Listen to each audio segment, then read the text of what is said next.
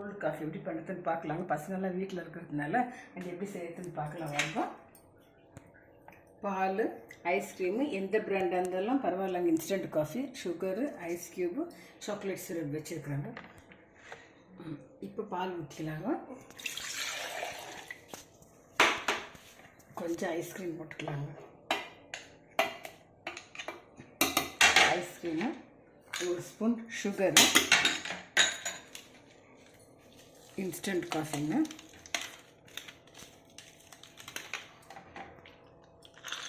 Ice க்யூபுங்க. Grind பண்ணிடலாங்க.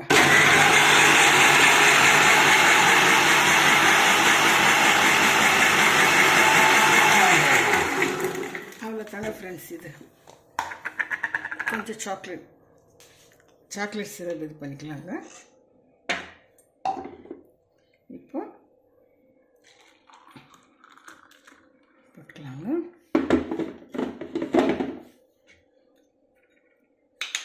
மேலே கொஞ்சம் ஐஸ் போட்டுக்கலாங்க.